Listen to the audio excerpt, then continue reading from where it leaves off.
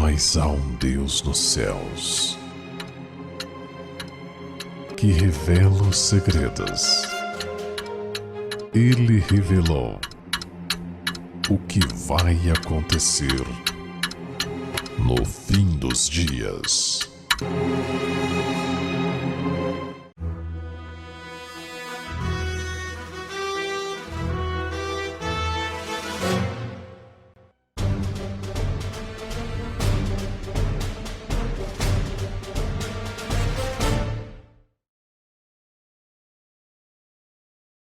Pérolas escondidas.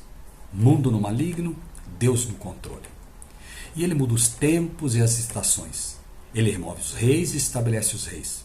Ele dá sabedoria aos sábios e conhecimento aos entendidos. Daniel 2:21.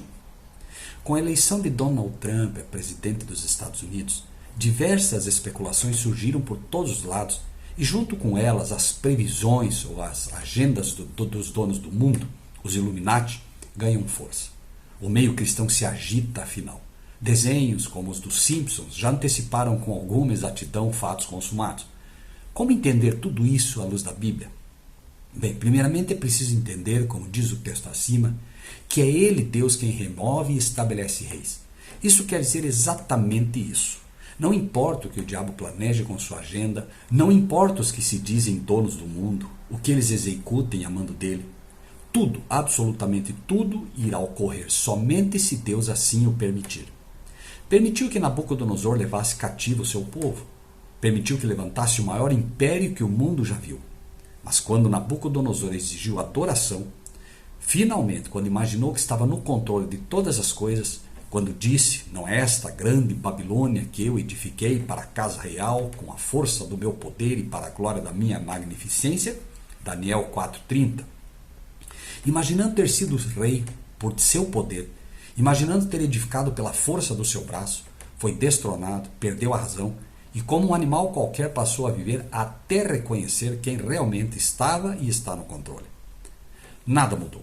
O diabo continua fazendo a sua agenda e seus discípulos, achando-se donos do mundo, propagam todas essas agendas através de filmes, desenhos e tudo o que podem.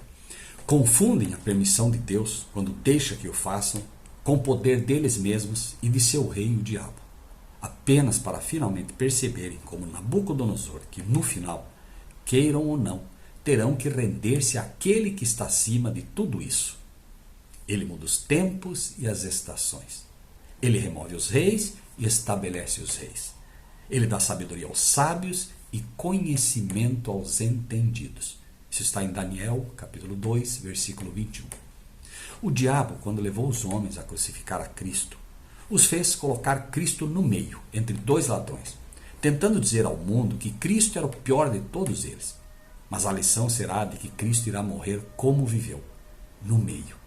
Como o único mediador entre Deus e os homens, estará sempre entre Deus e os homens, mas esta lição será apenas para os sábios e entendidos.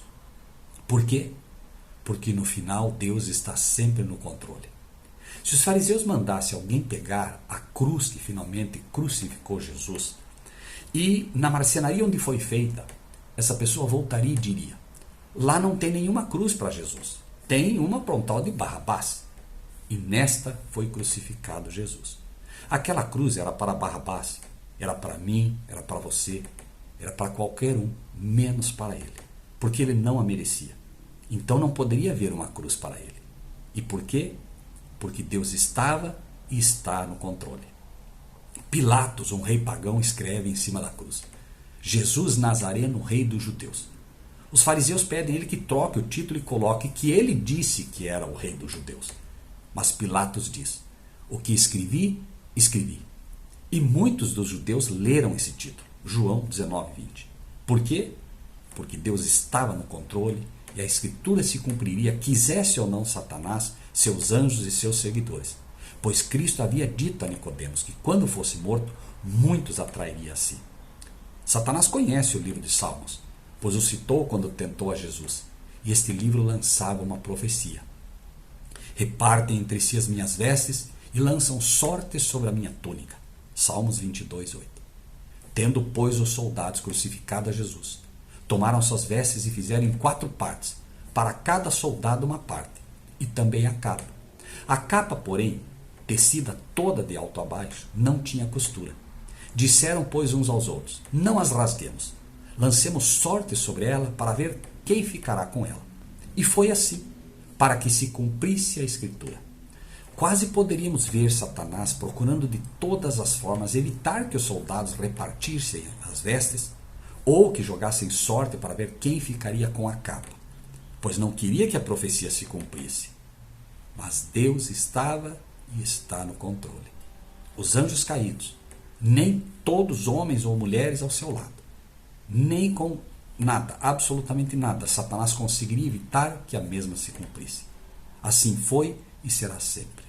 Satanás joga seus dados na história e cria sua agenda, mas no final irá acontecer ou não apenas se Deus permitir. A nós, os que resolvemos servir a Deus, resta saber que não precisamos conhecer a agenda de Satanás. Deus quer que conheçamos a sua agenda, os seus caminhos, mais do que tudo. O teu caminho, ó Deus, está no santuário. Quem é Deus tão grande como nosso Deus? Salmo 77, 13. Através das profecias, principalmente de Daniel e Apocalipse, e através do santuário, nos mostra a sua agenda, o seu caminho, e nos mostra realmente o que interessa, para que não nos percamos e nos milhares e milhares de sinais e erros que o diabo nos quer induzir. Bem podemos com toda certeza, ao ver um Deus que se compadece e que se digna revelar sua agenda aos que são menos que o pó, podemos gritar a plenos pulmões: quem é Deus tão grande como nosso Deus?